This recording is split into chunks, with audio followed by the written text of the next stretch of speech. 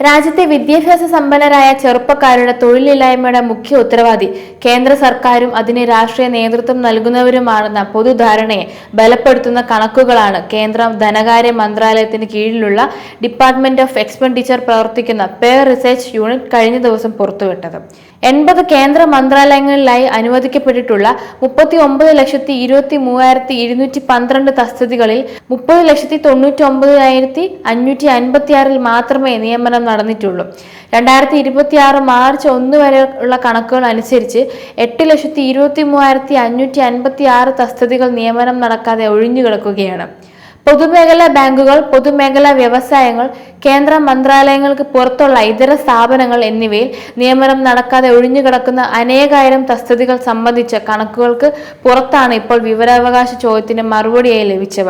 മധ്യപ്രദേശിലെ നീമൂച്ചിൽ നിന്നുള്ള വിവരാവകാശ പ്രവർത്തകൻ ചന്ദ്രശേഖർ ഗൗർ ഉന്നയിച്ച ചോദ്യത്തിനുള്ള മറുപടിയിലാണ് തൊഴിലില്ലായ്മ കൊണ്ട് നട്ടം തിരിയുന്ന രാജ്യത്തെ ഭരണാധികാരികളുടെ കുറ്റകരമായ അനാസ്ഥയും യുവാക്കളോടുള്ള അവഗണനയും തുറന്നുകാട്ടുന്ന വിവരങ്ങൾ പുറത്തു വന്നിട്ടുള്ളത്.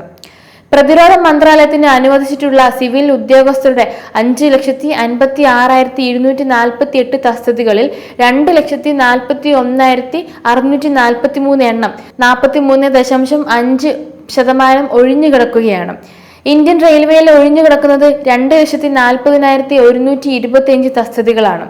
രാഷ്ട്രപതി ഭവൻ സെക്രട്ടേറിയറ്റിൽ 287 പ്രധാനമന്ത്രിയുടെ ഓഫീസിൽ 126 തസ്തികകൾ ഒഴിഞ്ഞുകിടക്കുന്നുവെന്നത് ഭരണസിരാ കേന്ദ്രത്തെ തന്നെ പിടികൂടിയിരിക്കുന്ന മരവിപ്പും കൊടിയ അനാസ്ഥയും കാര്യക്ഷമതാരഹിതവും തൊഴിൽരഹിത യുവതയോടുള്ള തികഞ്ഞ അവഗണനയുമാണ് തുറന്നുകാട്ടുന്നത്.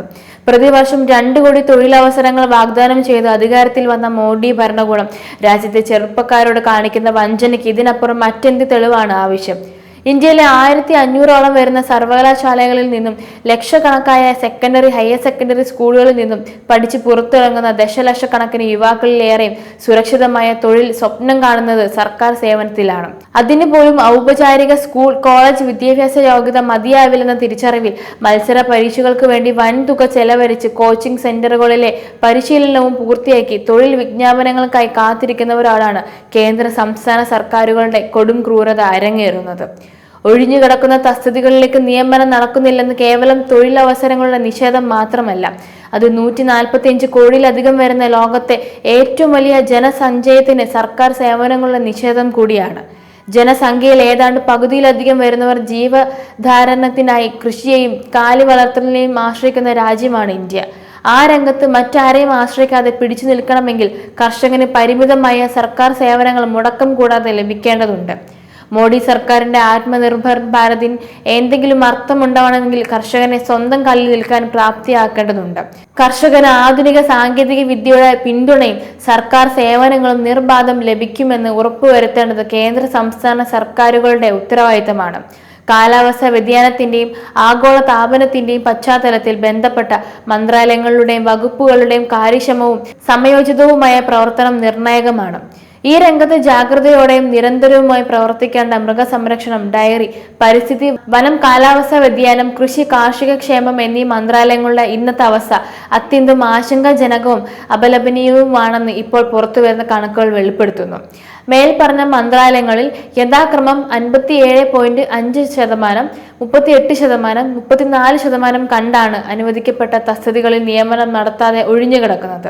അത് രാജ്യത്തിന്റെ ഭക്ഷ്യസുരക്ഷയ്ക്കും കാർഷിക സമ്പദ്ഘടനയ്ക്കും പരിസ്ഥിതി, ജൈവ സംരക്ഷണ യജ്ഞങ്ങൾക്കും കനത്ത പ്രത്യാഘാതമാണ് സൃഷ്ടിക്കുന്നത്.